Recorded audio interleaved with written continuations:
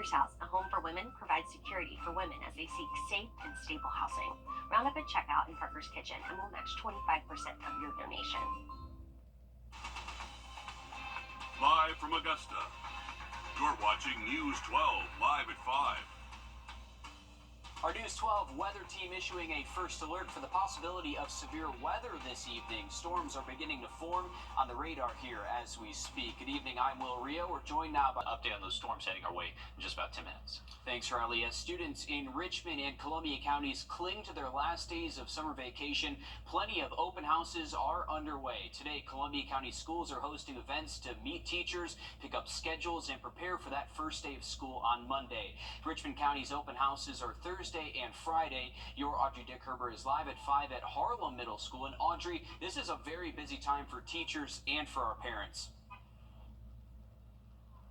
Well, yeah, it's definitely a very busy time, and it's busy here as parents, students, teachers are all heading inside, getting ready for open houses all across Columbia County. And parents tell me that summer went by quick, but the teachers and everybody else says that they're ready for them to be back in the classroom again. And Richmond County and Columbia County both have open houses this week, and the Columbia County School District says their schools have been preparing all summer for students to walk back through their doors again.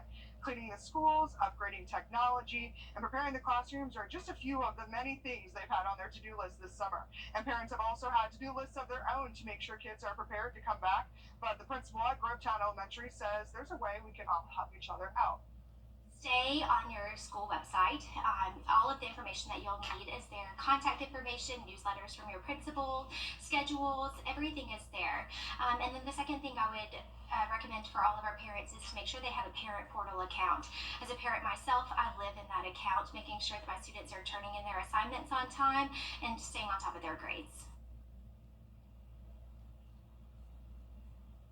I've seen lots of eager students and parents coming in, really excited to be back to school. And Richmond County schools will soon look like this too as well. But coming up on you on News 12 at 6 o'clock, we'll hear from those parents about how they're making sure their students are prepared.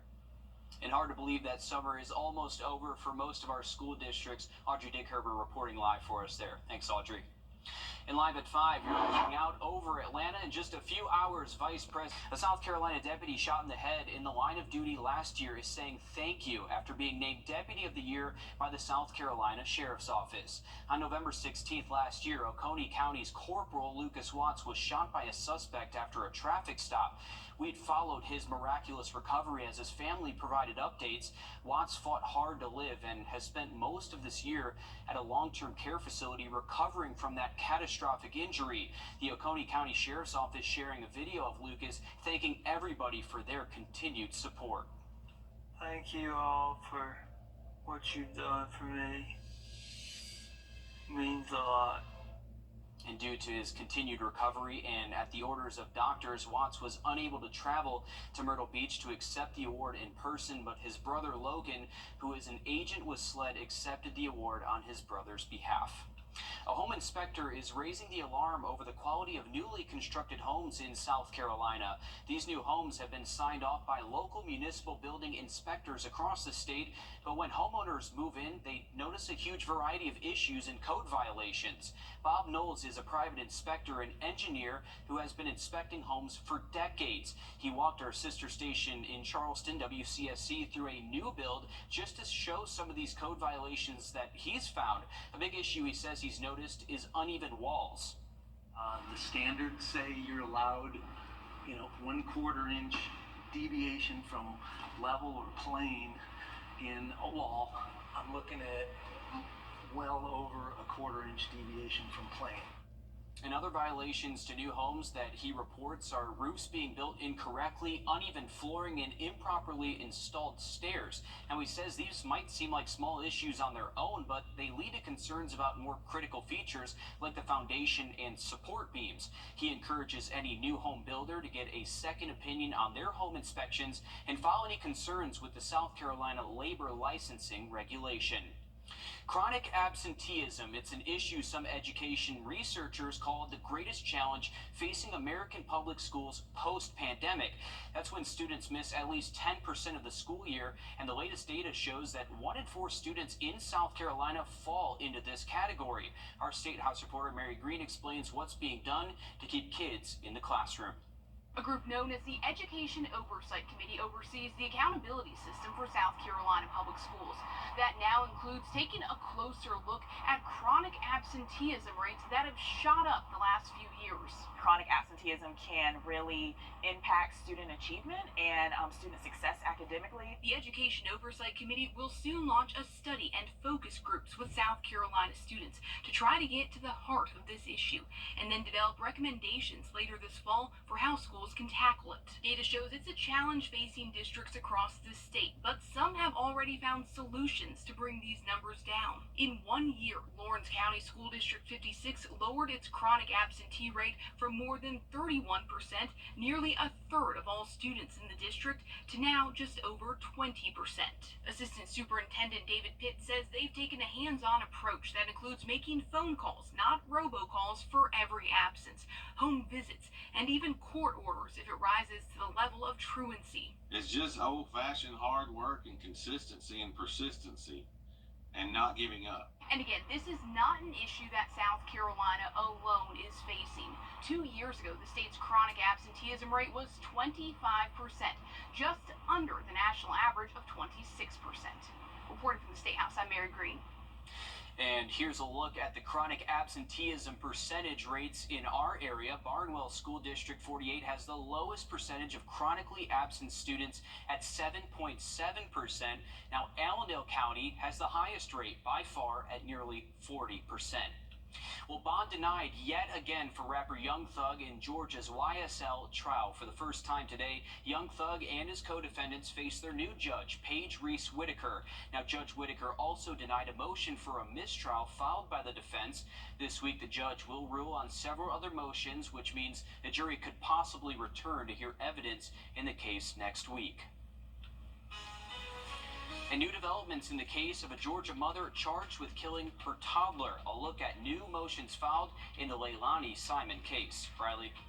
And we do have a first alert. In fact, we are anticipating the threat for severe storms to show up around sunset and last into tonight. Have an update for you just after the break.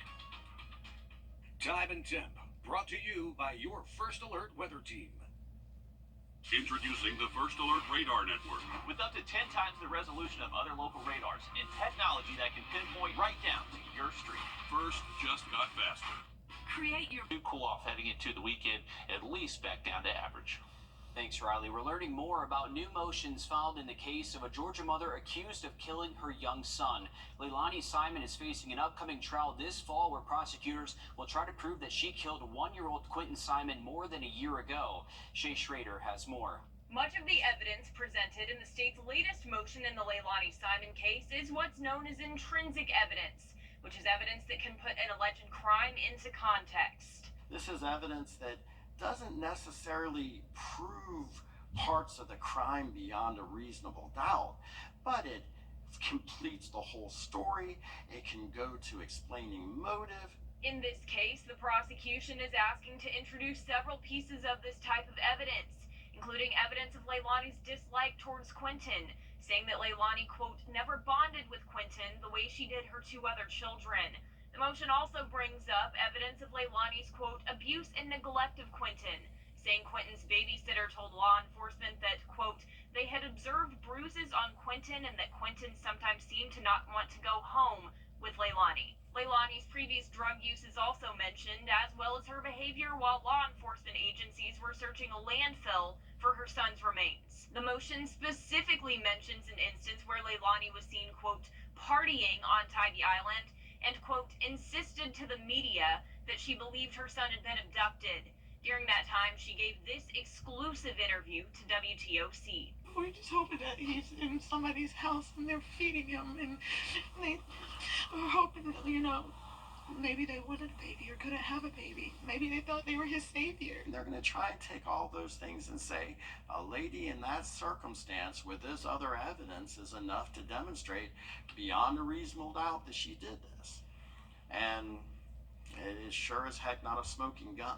Pine says that the introduction of this amount of intrinsic evidence shows that the prosecution may not have things like direct eyewitnesses to the crime, but that by having a judge decide whether it's admissible now, it'll look better before a jury. Instead of having it look like a giant mess in front of a jury, these issues get sorted out in advance, and it just kind of is going to go to helping with a cleaner looking trial. And the hearing on whether this evidence can be admitted into a trial is coming up within the next 2 months. Stick with us. We'll be back after a quick break. First Alert Radar, powered by Jim Hudson Automotive Group. Hey, folks. And now it's time for me to take a nap. Sweet dreams, people. Before there was us. Before our story began. Before the family we created. And the home we built. Before everything we have. And the bond that we now share. There was this.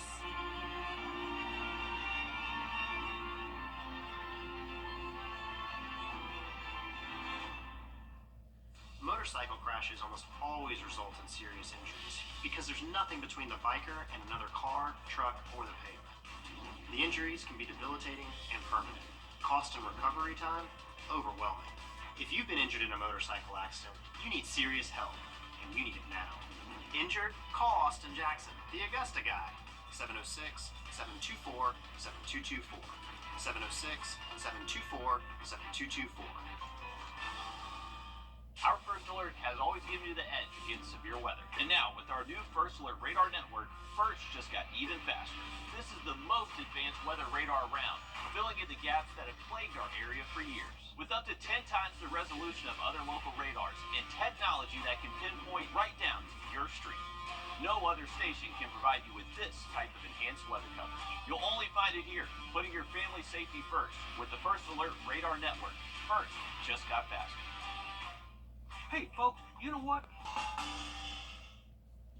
The South Carolina family is bringing life to a story that was lost for nearly 100 years. As Autumn Klein shows us, the family is making several discoveries along the way.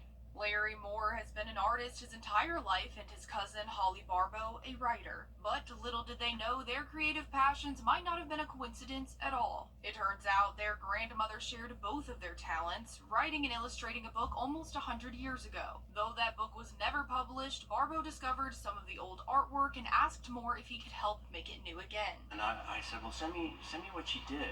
She had black and white photographs of the original art, and that's all that was left. Little tiny terrible photographs, but I saw them and I thought, oh my god, these are amazing.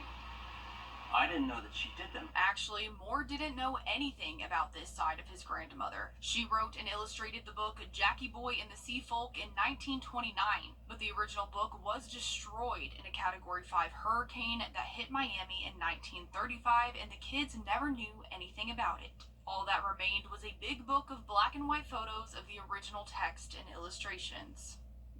This is how she published it. So, it's all hand typed.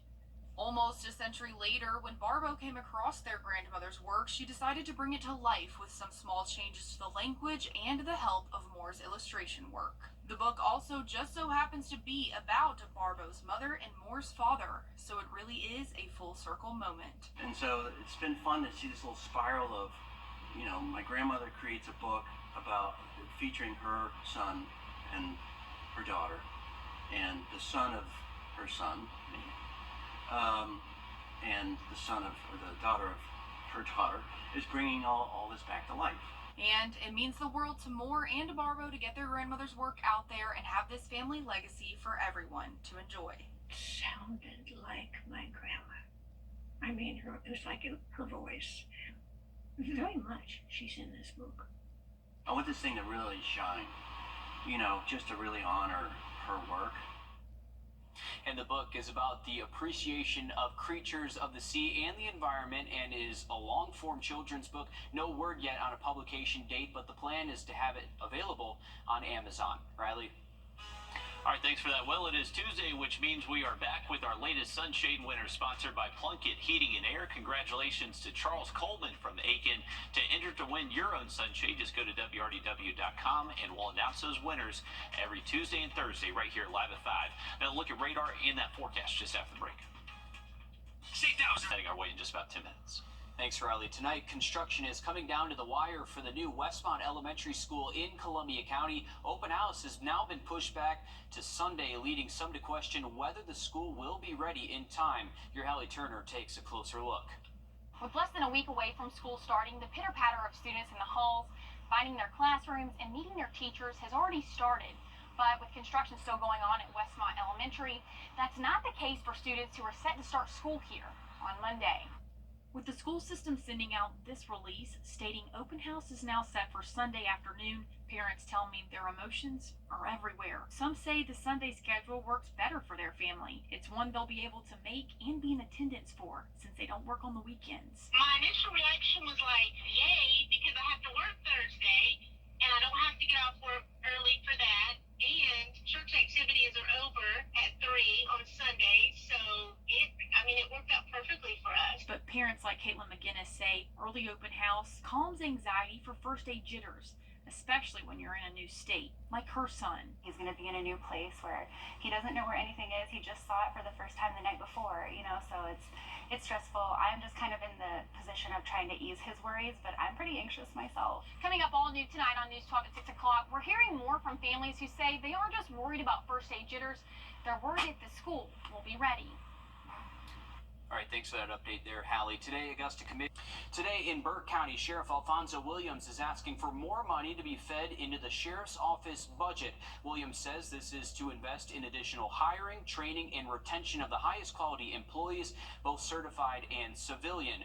Williams also requested the community to come out to this budget work session today, which started at 4 p.m. at the historic Burke County Courthouse. We'll have much more of what came out of this budget meeting all new on News 12 at 6 o'clock. And road work on Fury's Ferry continues and is bringing a new set of lane closures happening this week. The first will start tomorrow from 9 a.m. to 4 p.m. at the intersection of North Bel Air Road. This will go through Friday. All new on News 12 at 6 o'clock. We're getting an update on how long the Fury's Ferry widening project could last. The South is a dangerous place for human trafficking. That's the key to a new report from the FBI. Abby Kasoris breaks down the data and why they're encouraging people to be vigilant. Agents at the Georgia office of the Federal Bureau of Investigation say more than half of human trafficking cases happen in the South, and it's not just an Atlanta problem. It is Savannah, it is Augusta, it's Albany, it's Macon, it's everywhere in the U.S. Tony Thomas with the Georgia FBI office says there are more than 1,600 open human trafficking cases across the U.S. It's not kidnapped off Peachtree Street. That is very rare, kidnapping anywhere. They're exploited. They're taken advantage of. The majority of trafficking victims are females, 13 to 19 years old. Thomas says traffickers will offer drugs or presents to win over a victim. Thomas says if you see something, say something. Call your hotline. There's a 1-800-CALL-FBI, tips.fbi.gov. You can do it online. Call local authorities. Call the state attorney general's office. Just notify authorities someplace. The Georgia statewide human trafficking task force is made up of 95 agencies across the state, working to crack down on human trafficking. Georgia Governor Brian Kemp signed bills into law this year that will increase penalties for traffickers. In Atlanta, I'm Abby Kasoris. Still ahead, Greenbrier football has a new head coach. How the Wolfpack is hoping to turn its luck around. Riley. We do have a first alert. In fact, we are tracking some strong thunderstorms in eastern Tennessee trying to make their way towards us here in the region. I have an update for you just after the break. Time and temp, brought to you by your First Alert weather team. 100 degrees, 97 both those afternoons. Into the weekend as those storm chances go back up, our high temperatures will go down just a tad.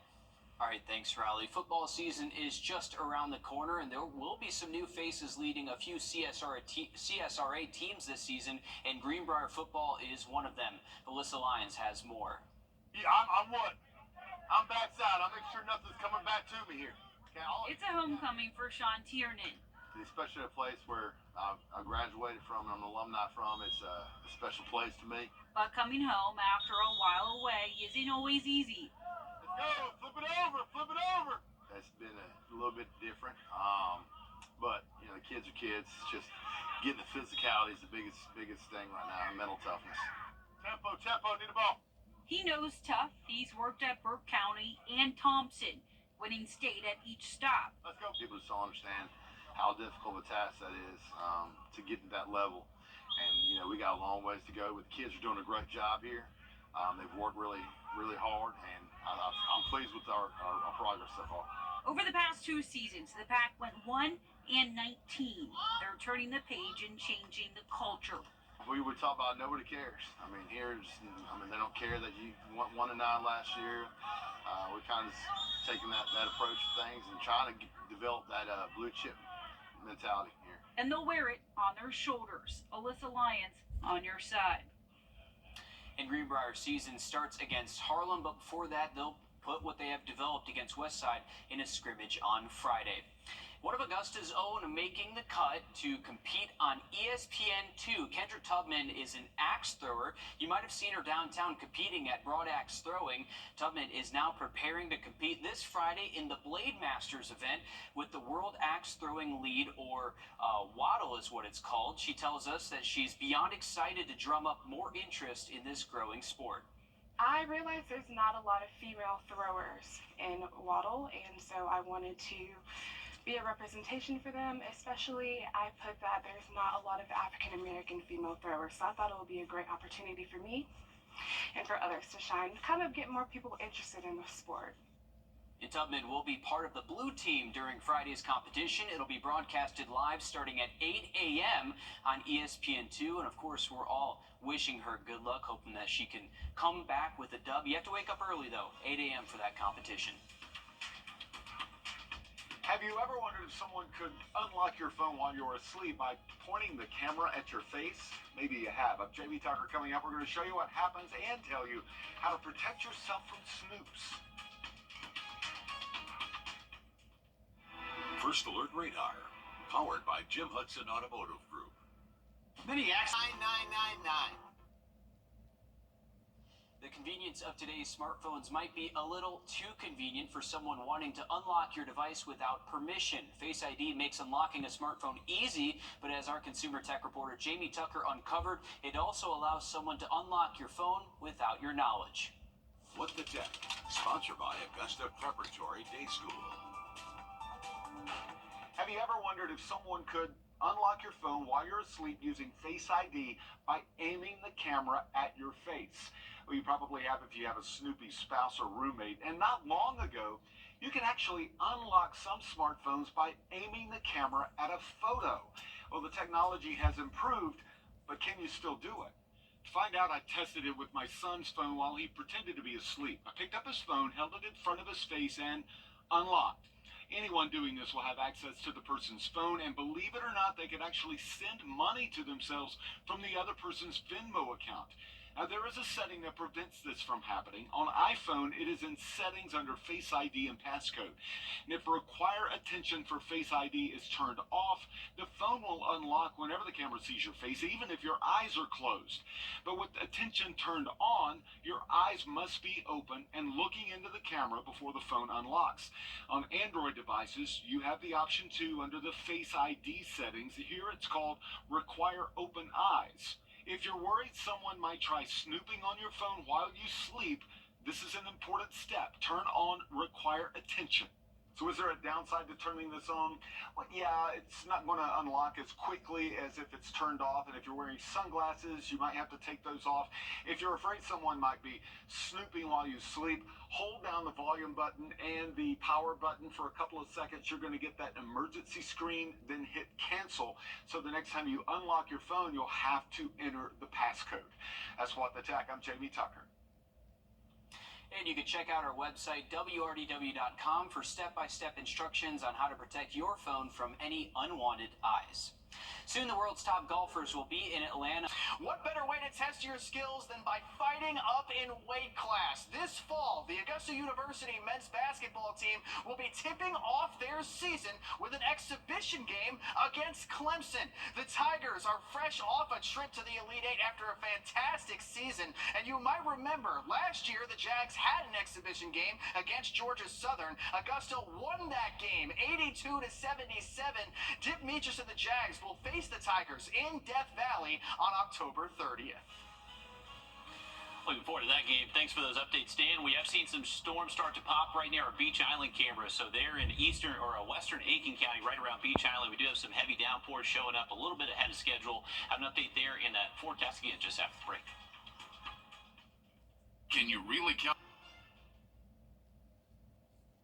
Voting is over and the results are in for the 2024 American Association of State Troopers Best Looking Cruiser Contest.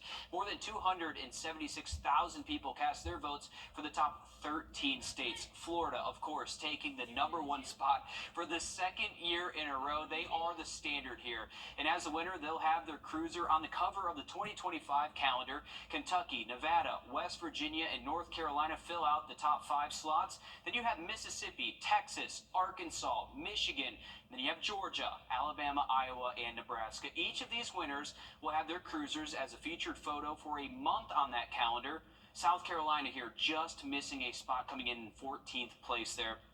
The 2025 calendar will go on sale this October and can be purchased through statetroopers.org. All proceeds benefit the AAST Foundation. South Carolina just missing the spot. Good to see Georgia in there, though. Yeah, and that's a pretty iconic photo right there at the Atlanta Motor Speedway. And Kentucky's a good one there, honoring the horse culture up there. And a bunch of great pictures. It's cool to see them kind of embrace their local just areas and kind of get that flair. And there's no surprise with Florida setting the standard there with the spacecraft, SpaceX in the background, taking off. It's incredible. But that's Space Coast. That is cool stuff. Hey, if you are heading out this evening into tonight, we're starting to see some thunderstorms pop, and those thunderstorm chances are only going to increase the rest of this evening into tonight. So we have issued a first alert for that threat of severe weather. Strong straight line winds is going to be our main concern, but frequent lightning, heavy downpours, always something we have to watch out for these summer storms. How about this view from our Beach Island camera? This is actually a little pop-up storm that just formed right near our Beach Island camera, so you can see that heavy rain with it. Our atmosphere is primed to just really see these storms lift off as soon as they see that lifting mechanism show up. So the main event still in eastern Tennessee, but we are seeing some storms bubble up ahead of that, so we'll likely just see this activity kind of bounce off of each other, and we'll likely see a pretty good recipe for storms continuing over the next several hours. But a closer look, new storm popping up now around portions of Warren County, getting closer towards Thompson, and these are just going to gradually increase in coverage through the rest of this evening and tonight. So make sure you have that First Alert weather app downloaded. It'll send you those weather alerts if they are issued for your area, and more storms possible tomorrow. All right, thanks, Riley. Stick with us. Much more news, weather, and sports coming up after a short break on News 12 at 6 o'clock. Introducing the First Alert radar.